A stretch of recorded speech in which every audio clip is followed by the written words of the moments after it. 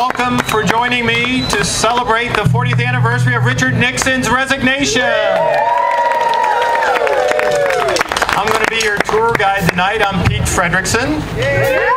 I'm the Rick Steves of the Guide to Nixonia. Okay? I've got your itinerary right here. We're going on an interesting trip tonight. But tonight is also not just an important anniversary. It's hotter than hell. So everybody make sure you drink water, okay? Now, where is Nixonia? And I saw a couple people look on their iPhones to, Google it. And you're not going to find it there. It's not a country, it's not a city, it's more a state of political mind. And that's what we're going to explore tonight. What was behind that man and his thinking, and some of the kind of extra legal things he did. So, you need to. We're not going to have a history lesson tonight, although I understand ACC will give you a credit for staying for the whole show. But we're going to have fun. We're going to do a little history. We're going to do a little. Me and other boomers growing up with Nixon. We all have our stories. So it's going to be somewhere between what you can find on Google and what you can see through beer goggles. That's what this show is going to be. Okay, now the first thing we'd like to talk about is the early Richard Nixon. He was in politics a long time before I was even born. And, the first time I remember him was this speech, which is called the Checkers speech. He came out. He was accused of using money illegally, and he was trying to run for vice president. So here's the speech. See for yourself. I'd like to have it. That's why I'm here tonight. I want to tell you my side of the case. I'm sure that you have read the charge and you've heard it. That I, Senator Nixon, took $18,000 from a group of my supporters. No way. Now, was that wrong? And let me say that it was wrong. I'm saying, incidentally, that it was wrong, not just illegal, because it isn't a question of whether it was legal or illegal. That isn't enough. The question is, was it morally wrong? I say that it was morally wrong if any of that $18,000 went to Senator Nixon for my personal use.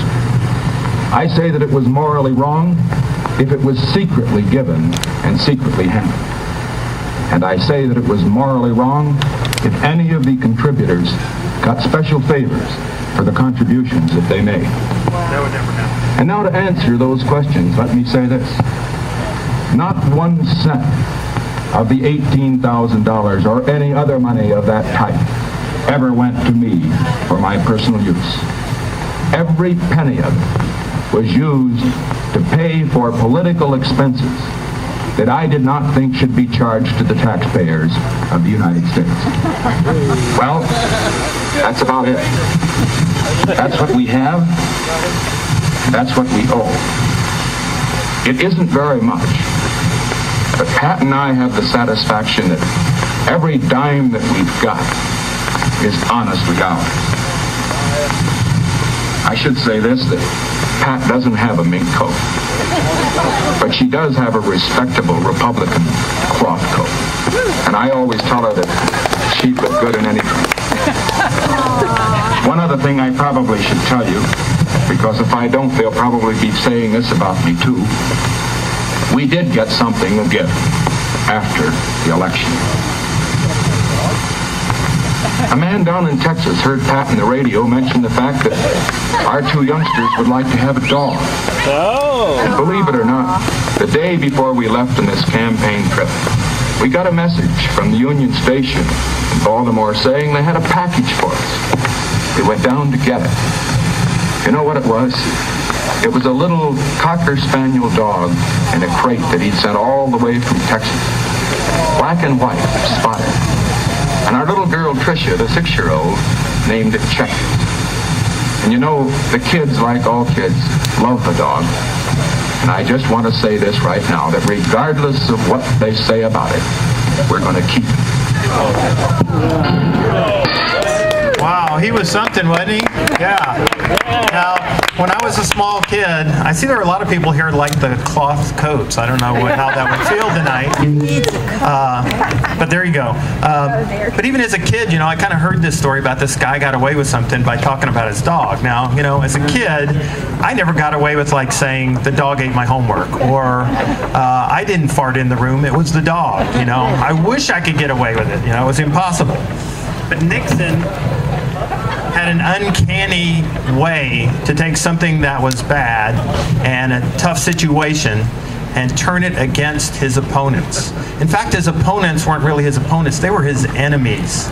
Nixon had so many enemies, he had to keep a list. That's pretty bad. So he always thought people were out to get him, and many Americans felt that this kind of personality trait would lead to something bad. And you know what? They were right. They were right. 1, 2, 3, 4.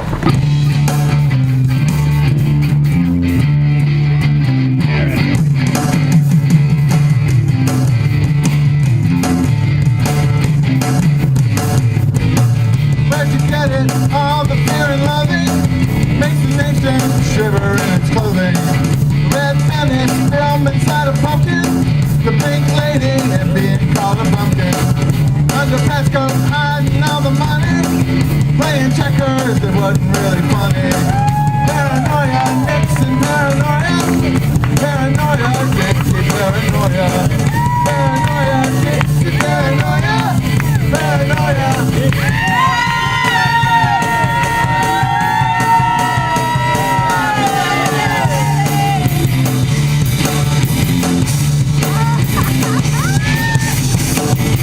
Welcome to Nixonia!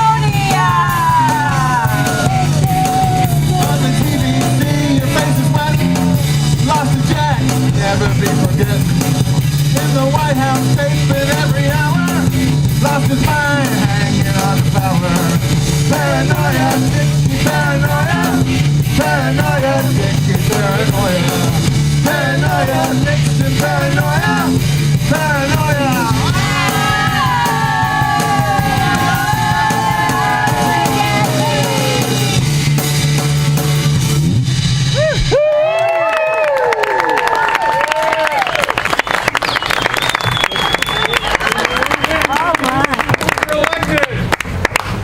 Scary but true. Speaking of scary, I feel like I grew up with Richard Nixon, and he was kind of like kind of an uncle that you kind of know that shows up every once in a while sporadically in your life, and it was kind of like one of those guys that shows up late on Christmas so he doesn't have to bring Christmas gifts to the kids because they're already in bed. That was Richard Nixon. He showed up all the time in my life. Nixon was born in Yorba Linda, California in 1913. This is from Google. The same year as my mother. And he died the same week as my father in 1994. Now, could that just be a coincidence? Yeah, that's scary. Okay, and I grew up like most boomers. We had the new prosperity after World War II. We had cool things like, metal toys again. All the metal was gone in World War II, and we had shotguns and fire trucks. We also had those new things made out of plastic, frisbees and hula hoops. And how many people ever had a hula hoop? Okay, we're doing hula hoop later tonight, so I want to see you out there, okay? If you can still shake those hips, we need you out there. And I loved comic books. I wasn't a very good reader at first, but I started reading comic books, and I loved the stories about the superheroes that saved the world and saved the country, and fought evil super villains. And it got me excited about, what is this world like? Who are our superheroes? One day I was watching the TV, and my mom, who was a housewife, is what they called people like my mom back then. But she came in, and I was like, "What is this show?" There's a guy up there talking. There's all these people with funny hats, and they had elephants on them, and guys were speaking from the podium. It's just, oh, that's the Republican convention. I went, oh, what does all this mean? And so this guy was talking, and I said, now who is he? And she said, that's Richard Nixon. And I went, oh my God, he's the guy with the dog story. I felt like I had a connection already. I knew about this guy.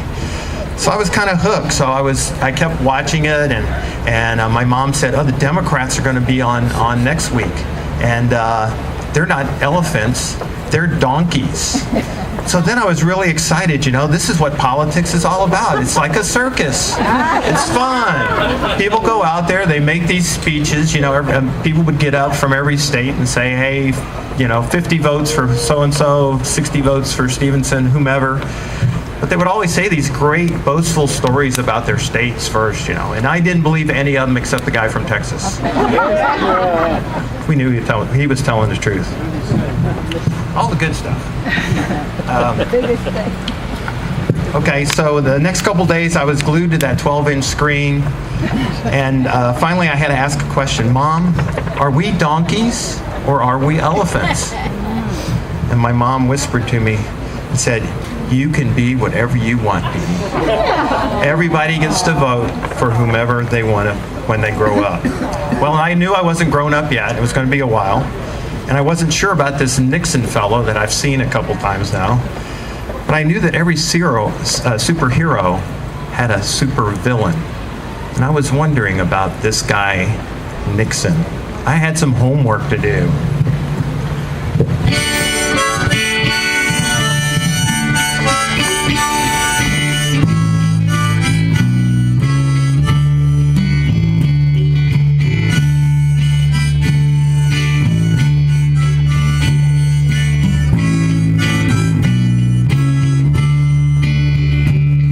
Red Rover, the big war is over. Can please come out and play. Donkeys or elephants, hee-haws or giant trunks, which one will lead the way? One pulls left and one pulls right. Pick a side and hold on tight. I'm telling Mom, if you start a fight, which one should I be? Ike, Nixon, Stevenson, who do I want to win? Can't we just tag all three? Only one can be it, the others run and hide quick. Ollie, ollie, oxen free. What is ideology? What is democracy? Fuck it, let's go climb a tree. Ollie, ollie, oxen free.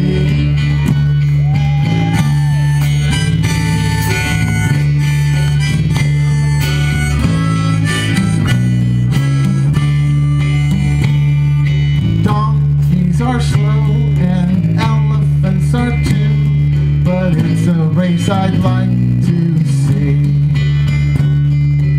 Donkeys and elephants, which one has common sense and which one should I be? Which one should I be?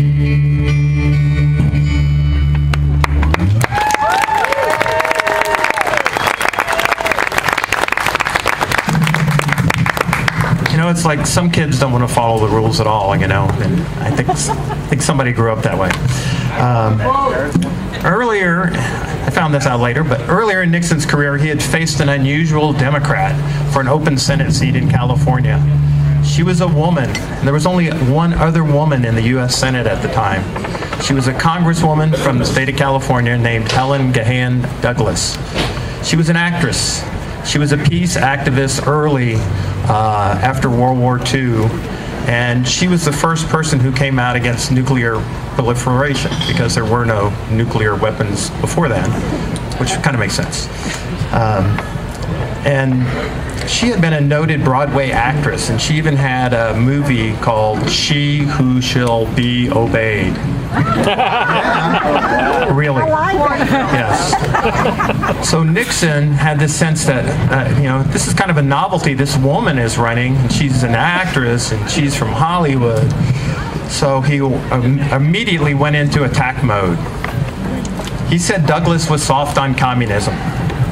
All her thespian Hollywood friends were Reds. He claimed that while she may not be a communist, she was certainly pink down to her underwear. His flyers attacking her were printed on pink paper. His attacks were broadcast relentlessly on the radio and on the new medium, television.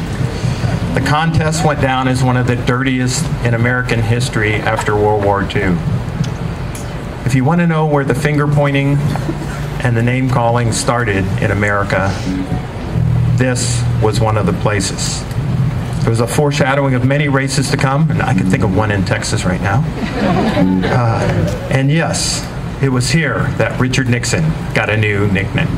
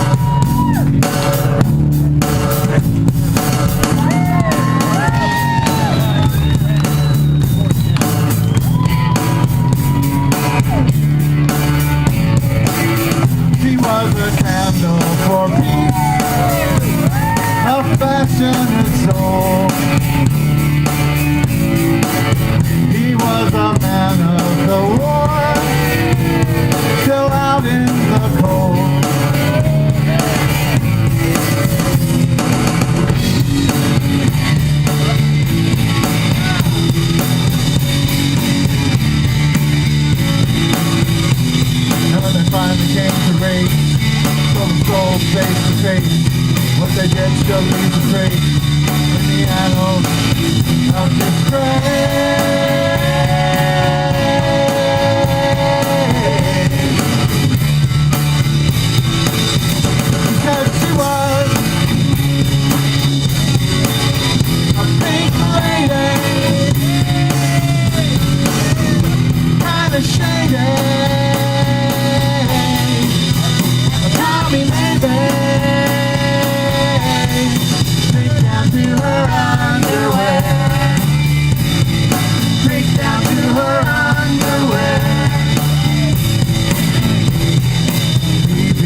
her badly with his big lie. He gladly painted her as a thespian spy. Now they call him Tricky Dick. What a tricky dick. Now they call him Tricky Dick. What a tricky dick. He said she was a pink lady. Kind of shady. Call me maybe.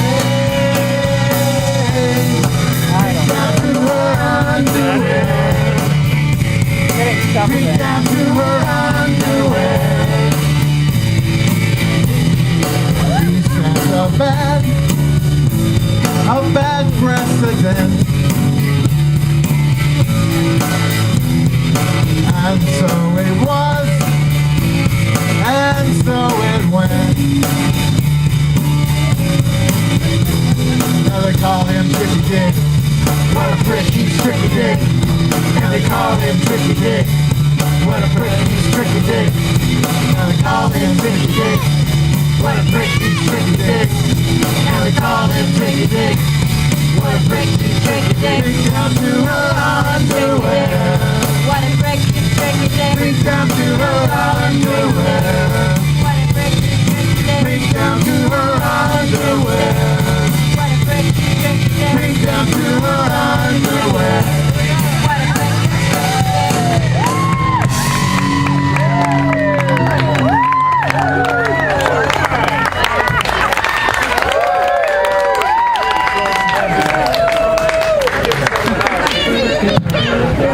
Oh my God, I know if you had known underwear was involved in this, you wouldn't have come. All right. I think this is kind of where you start realizing that, you know, something is wrong with discourse in America when the only thing they can talk about is their underwear and their tricky, you know what. So that's too bad.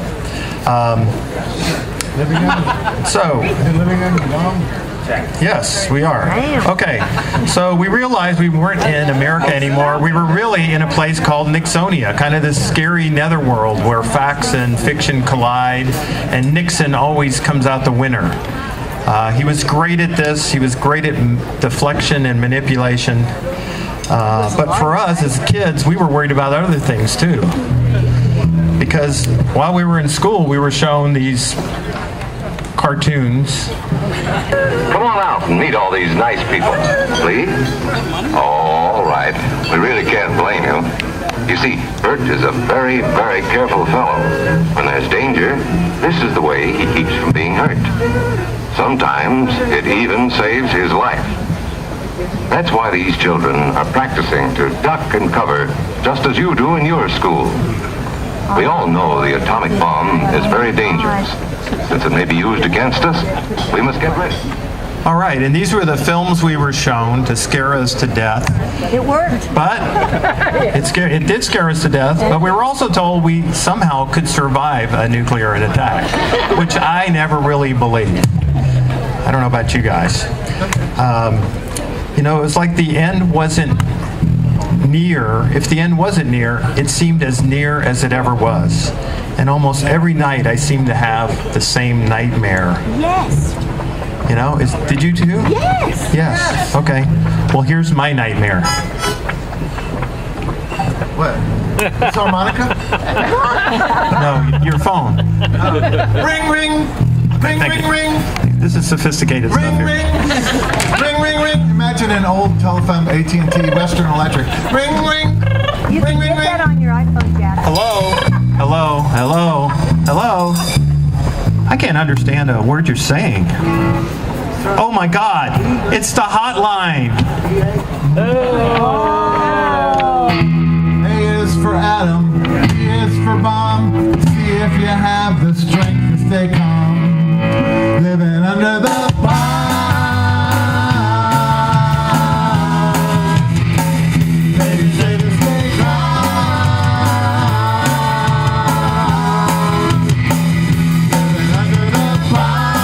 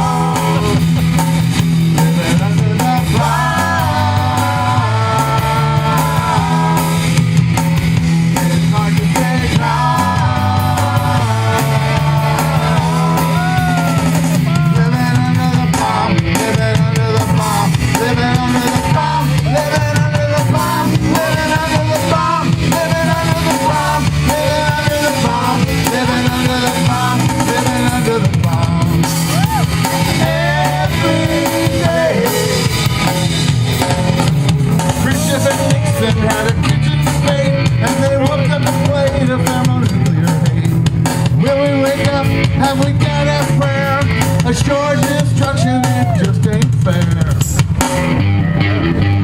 Living under the bombs. They say to stay high. Living under the bombs. It's hard to stay high.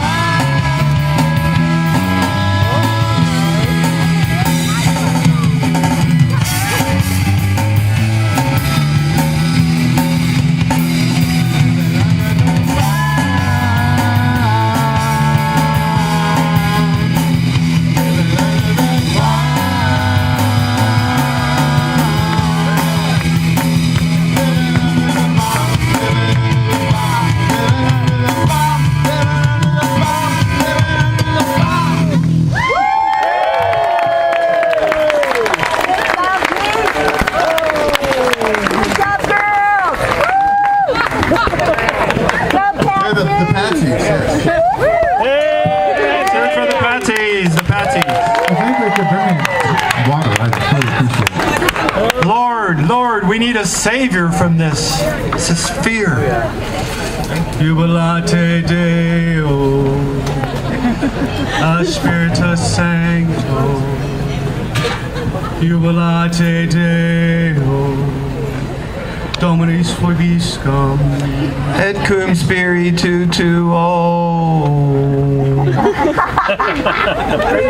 Pretty good. Bless me, Father, for I have sinned.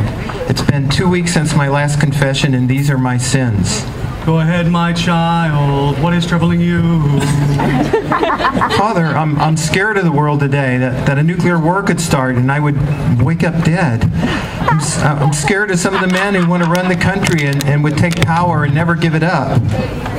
These are weighty issues from some of your age, but not sins. What would you like to confess? Father, I drank the altar wine before serving Mass on Friday. Feel. Pretty good for a while, and then I had a huge headache, Father. Aww. It seems you've learned from this lesson. Go on. I took 2 bits from my parents' dresser to go and buy comic books. I later collected bottles to turn in and put the money back in the next day. Stealing is never okay, but you made restitution. Go on. The next one is hard to talk about, Father. Go on. I sat next to that cute girl, Mary Jane, today at lunch, and I had impure thoughts, Father. Father? That's all right, my son. I totally understand weakness of the flesh. Well, wait a minute. You're not a priest. You're JFK. I mean, Senator Kennedy. I mean, maybe the next president. We were Catholics like Kennedy and searching for some remedies, but Nixon went to extremities to make Kennedy his enemy. Don't fuss, my son. You seem to be true to yourself, your country, and your religion. You'll work out all right. But what about what Nixon says about you, that your religion means that the Pope would be ruling through you if you were elected? That's ridiculous. No one has ever confused me with the Pope. Though the Vatican does look like a good place to live. No, my liturgy comes from the heroes of democracy, not the Gospels of the Church. Repeat after me. There is nothing to fear. There is nothing to fear? Except fear itself. Except fear itself. The buck? The buck? Stops here. Stops here. Ask not what your country can do for you. Really? Ask not what your country can do for you. Oh, ask not what your country can do for you. But what you can do for your country. But what you can do for your country. Wow, I like that a lot. I've never heard that one before. Yeah, if elected, I'm thinking about using my first inaugural speech. Hang in there. You seem to be strong, and everything will work out if you believe in the future. Thank you, and good luck, sir. I'll pray for you. I've got it. Like Kennedy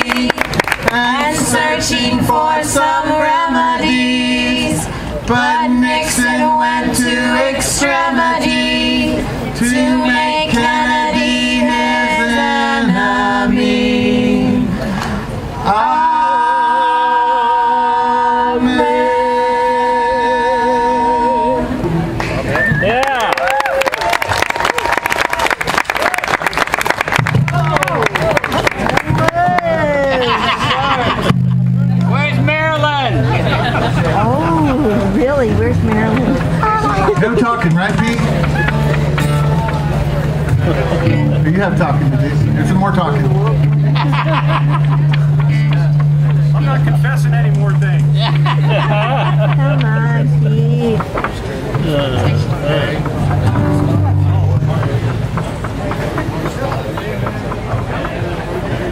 Yeah, I want some more praying with y'all. Okay, I'm sorry. Now that I've been absolved, I just feel good, and I feel like I can leave and go commit more sins. Okay, this was a dark time. Oh, okay, I know what I was supposed to say. Darn it. I should still be kneeling, but I won't. As you remember, in 1963, something really bad happened. I was in 6th grade in Catholic school in Galveston, Texas, and Sister Angelus came on the PA, and in a kind of scary, strained voice, she told us around noontime that President Nixon had been shot in Dallas. I'm sorry, President Nixon. Damn. Going to church changed my whole way of thinking. Right. No, President Kennedy had been shot in Dallas. And, you know, for Catholics, it was a real setback. I mean, he was our savior. And for the country, it was the same way. There was a lot of mourning. We kneeled down and we said a rosary. And if anybody knows Catholics, a rosary takes about 15 minutes. And they said the sorrowful mysteries. And at the end of it, they came back on the PA system and said that President Kennedy was indeed dead, and that we had the rest of the afternoon off. And while I usually look forward to having an afternoon off, I went home and watched TV all day about the assassination and them trying to catch the alleged killer. And it changed my life that this kind of tragedy could happen and change the world at the same time. Once again, the whole world was in mourning, but I didn't know it yet, but the worst was yet to come.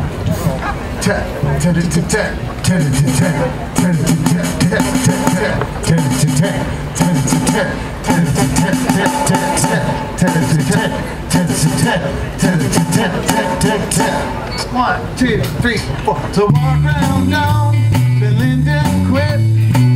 Talk about a freaking hypocrite. Yeah, the world's gone mad. Well, it's true. Yeah, the world's gone mad. What you gonna do? Marching for peace, the Reverend King. Well, they killed the man and wounded the dream. Well, the world's gone mad. Well, it's true. Yeah, the world's gone mad. What you gonna do?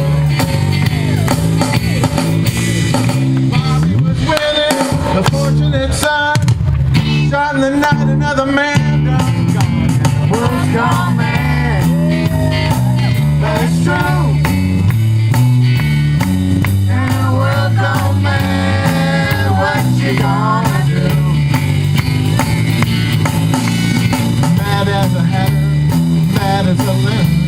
Sometimes it really feels like the end is coming soon. March becomes riot, police become law. Nowhere to run when the tear gas falls. Yeah, the world's gone mad, it's true. Don't know what this old world's coming to. And the world's gone mad, what you gonna do?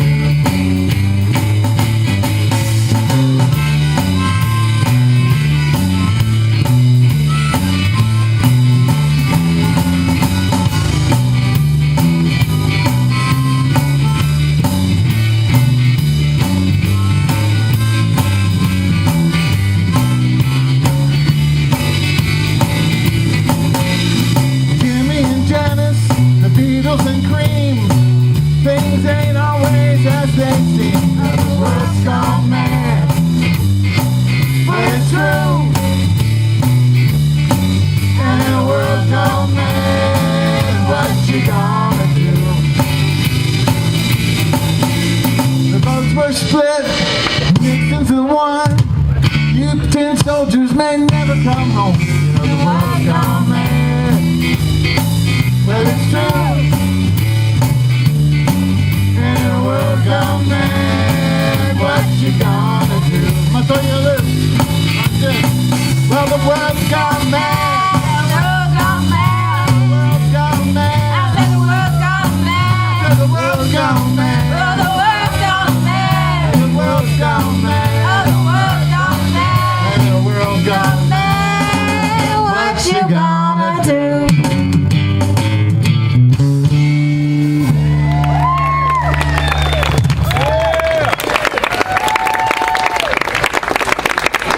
Let's hear it for the Hula Hoop Girls.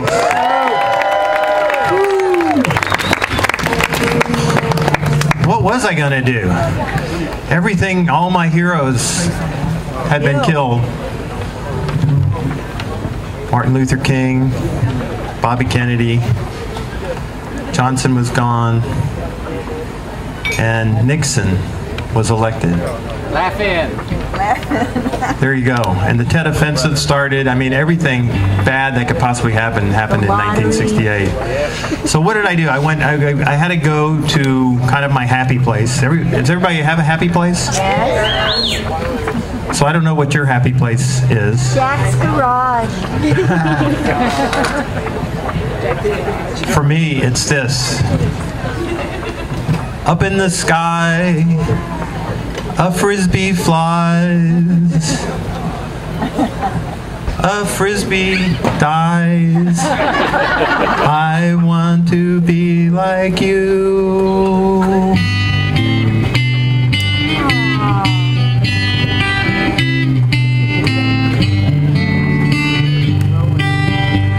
easy in the airflow, freely as the dog goes. Fly high but keep low. I play with no ego. I wanna be like you. I wanna be like you.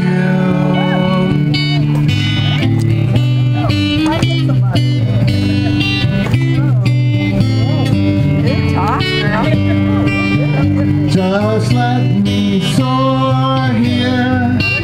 No keeping score here. Our lines merge so sweetly. Find me completely. I wanna be like you. I wanna be like you.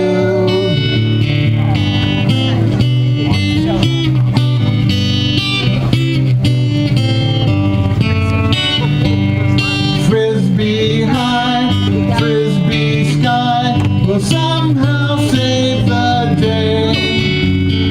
Find your disc and throw it high, and we can change the world today. Here's a disc for flying. Ain't no harm in trying. You can change the world now.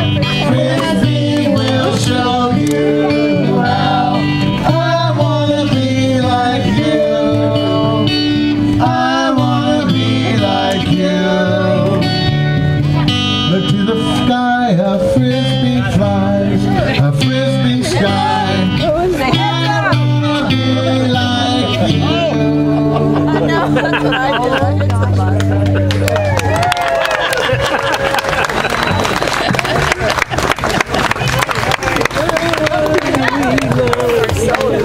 Everybody have a frisbee?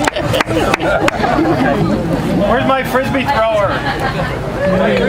Here's a frisbee. This guy right here. Bring one over here.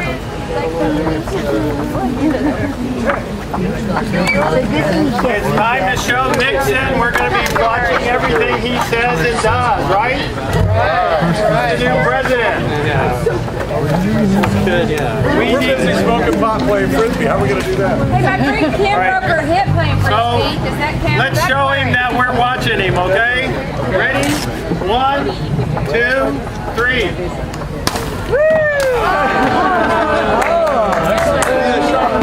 No violence.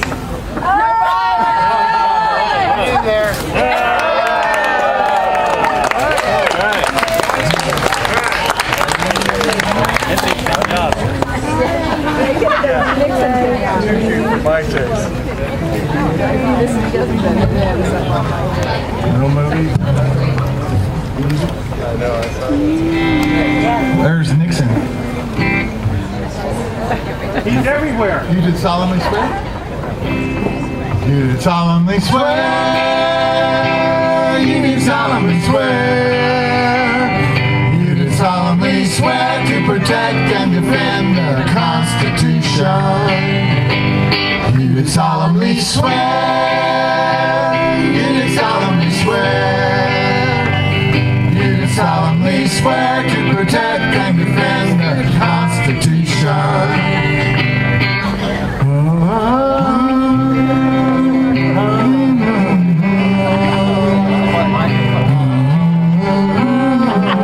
What'd you do with it? Over there. He stole it.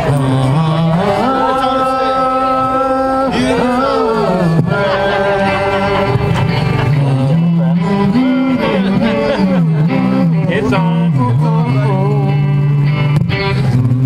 That's got it. 1, 2, 1, 2. Hey!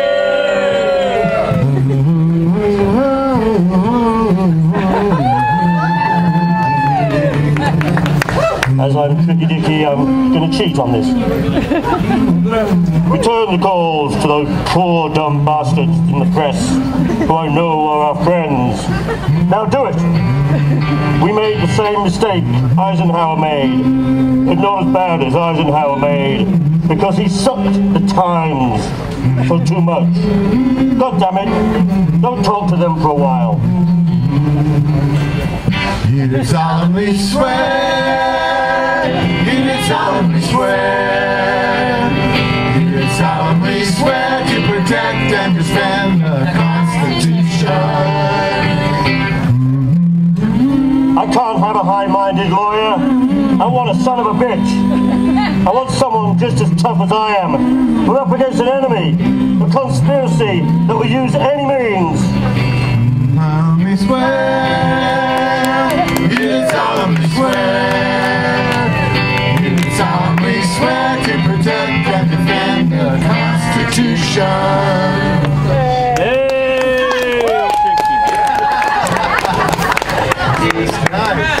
I actually found in a book of Helen Thomas's about presidential humor that the only thing in there from Nixon, he only had one thing in the presidential humor book. He was asked when President Kennedy was sworn in what he thought about Kennedy's inaugural, and he said, I like that part where he said, I solemnly swear. So back at you, Dick. Okay, only recently did we learn revelation from the LBJ library that on the LBJ tapes, he was talking to Senator Dirksen, a Republican, about a horrific thing that Nixon did before the '68 election. He had gone to the Vietnamese while LBJ was trying to work out a compromise that everybody was going to accept. Nixon went and told the South Vietnamese, actually, and the North Vietnamese, that if they waited and he got elected, they would get a better deal. Yeah, I know. What a guy, huh? So he said he had a secret plan to win the war. And I hate to point her out, but my sister, who was for Bobby Kennedy early on, after he was killed, she ended up voting for Nixon. Yes. Because he said he would end the war. End the war. Thank you. End the war. And so my parents voted, Mary Kay voted for Nixon, and my mom voted for Humphrey, and my dad voted for Wallace. It's no wonder I'm always confused. Fortunately, I had a high draft number, and so I went to University of Texas. But unfortunately, a lot of my classmates went off to war. I did meet one guy in college. His name was Rogelio, and he had been to the war, and he had come back on the GI Bill. And everybody always asked him about the war, and he, like most people, he didn't say much. It was terrible. But he would always say the same thing to everybody. He would say, "It was buku bad."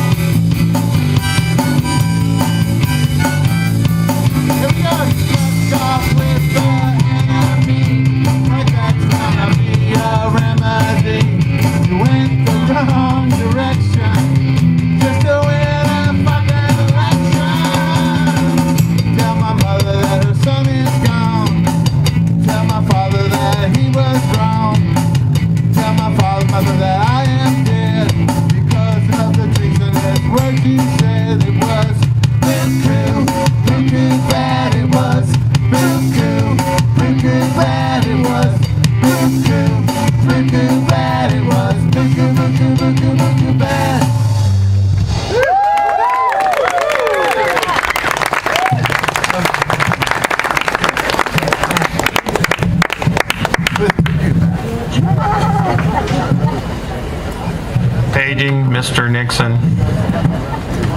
Paging Mr. Nixon. Poor thing he gets in there.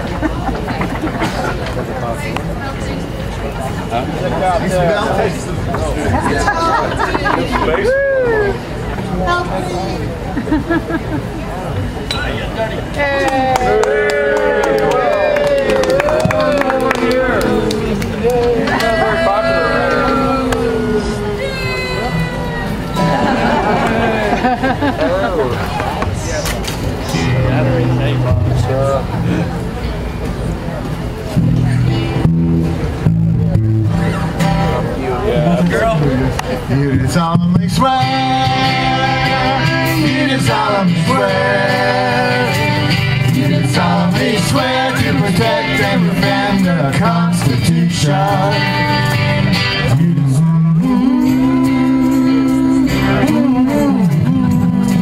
The Ivy League presidents want to talk to me about the war. Why? I'll never let those sons of bitches in the White House again. Never, never, never. They're finished. The Ivy League schools are finished. Henry, I would never have had them in. Don't do that again. They came out against us when it was tough. Don't ever go to an Ivy League school. Never, never, never. You solemnly swear to protect and defend the Constitution. Fuck him. He wasn't with us. You solemnly swear to protect and defend the Constitution. You solemnly swear.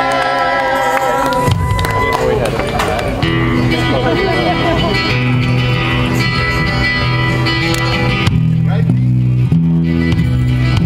I think so. It was a little after midnight in June of '72 when they snuck into the building and knew just what to do. They taped the door behind them and broke into the room where the Democrats had hoped on high to plan Dick Nixon's doom. Watergate,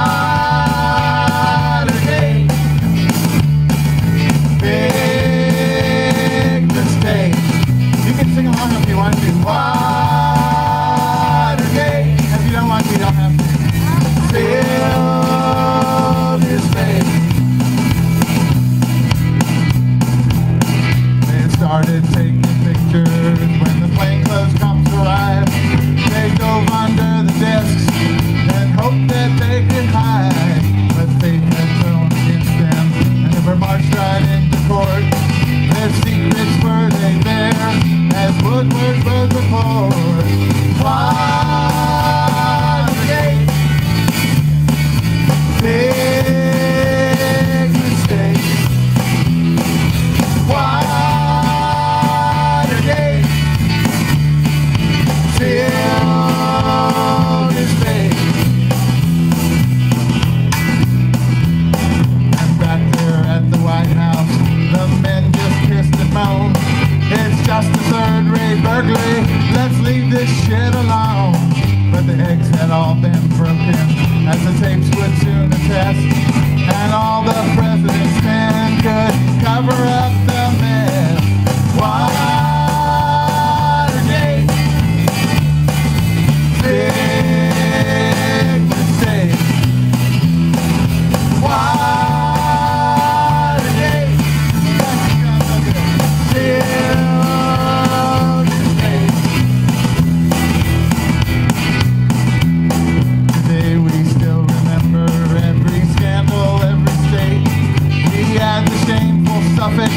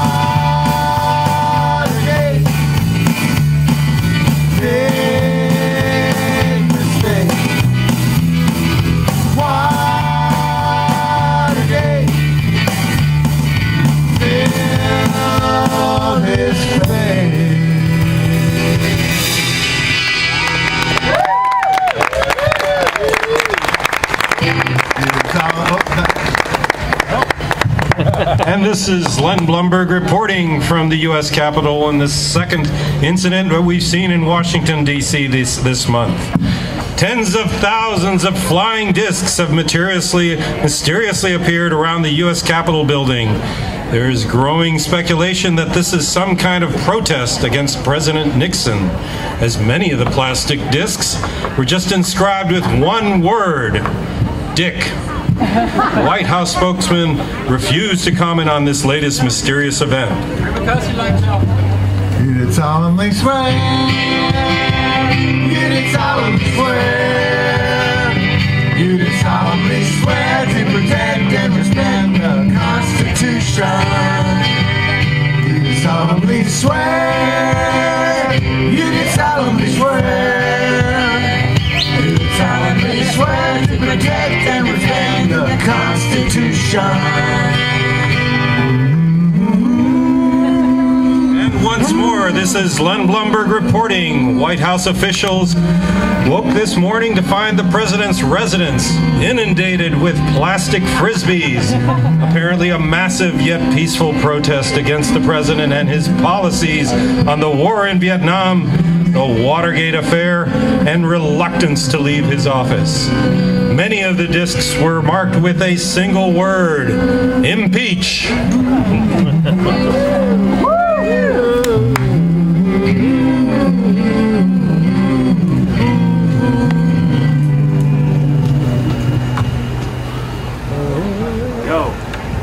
Yo, is it go time?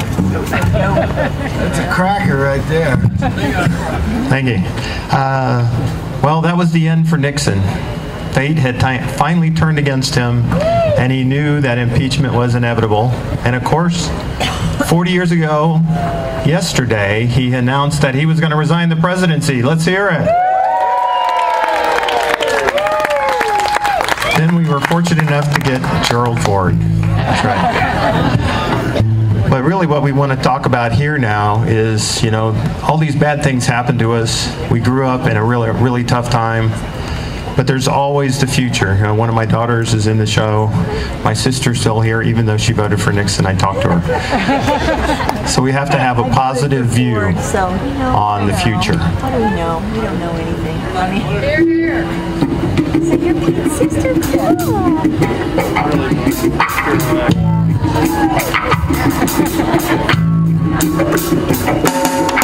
Yo. My name is Pete, yeah, I'm a cracker. You can call me MF Slacker.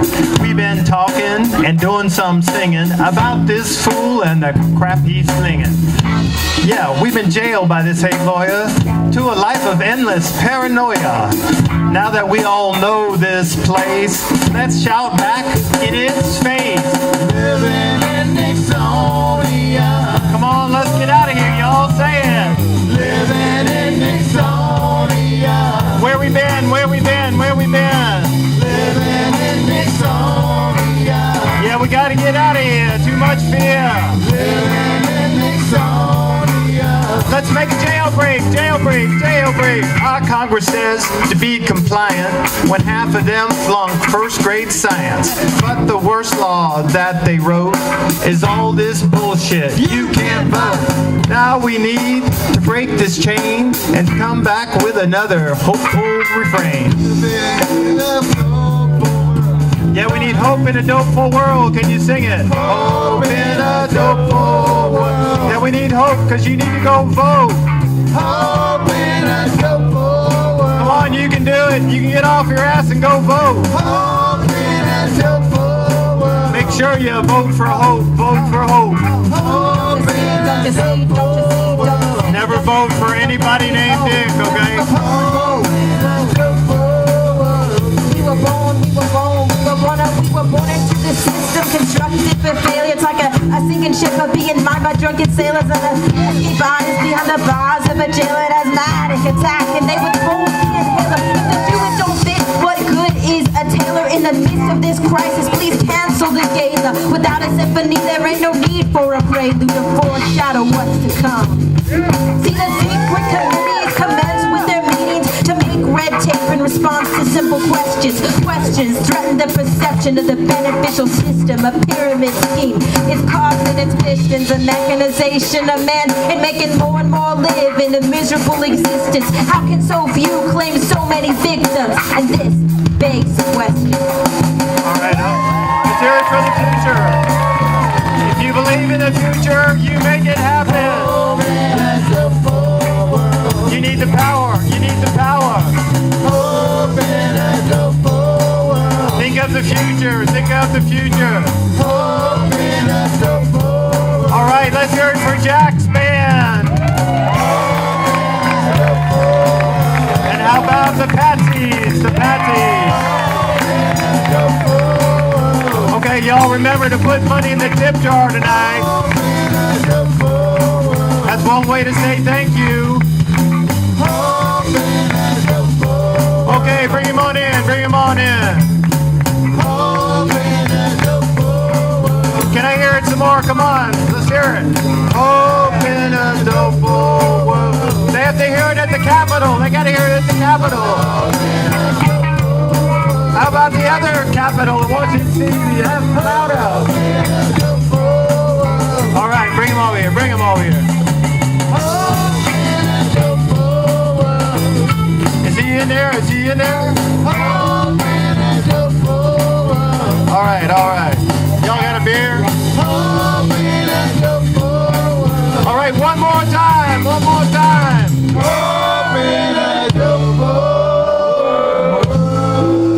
All right. Real peace, real peace. All right, now does everybody have a beverage of their choice? It's traditional at the end of each party we have, and this is the 40th one, that we always do a toast to the man who's gone, thankfully. Friends, Texans, mostly Democrats, lift up your beers. We are here tonight to bury Nixon, not to praise him. The evil men do lives after them. The good is oft in turn with their bones. So let it be with Nixon. Thank you. Thank you. All right. Thank you all very much. Thank you all very much. Everybody come out and take a Pete, before you leave the stage. It's a mighty small stage. It is a mighty small stage. We don't leave. Of course, you know, back in the day, a politician like Nixon, when there was a big event that he couldn't attend, he would send greetings and salutations, being the savvy politician that he is. And of course, it was impossible to arrange that tonight, greetings and salutations. So we had the next best thing for Pete here tonight that I'm honored to present to him, and that is greetings and salutations to Pete from John W. Dean, who many of you may know, published a book just this week. This book is just out just this week, and it's already on the New York Times bestseller list. And John Dean himself has inscribed the book to Peter Frederickson. Best wishes. But best of all is the asterisk here at the bottom. It says, "Congratulations on the rock opera." So there you go. Greetings and salutations from the council to the president. To Pete. Thank you, Paul.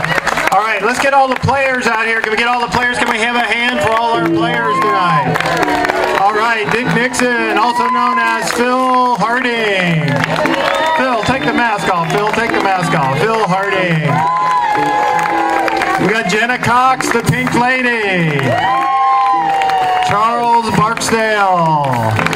JFK or a priest, I'm not sure. And we also have our Natasha, the bomb-throwing Russian, our friend Ray Smith. And as Trisha, my lovely daughter, Katie Paraso. And how about those girls? They were great. Ellie and Huggins. Yes, those are great. And the hula hoopers. Thank you so much. Okay, and Len Bloomberg, our announcer. And our stage manager, Kim Davis. All right. right. Thank you for being here tonight. Remember to tip your waitress, tip your bartender, and put money in the tip jar, all right? Right here, tip jar. We got a tip jar girl coming around. Thanks, y'all.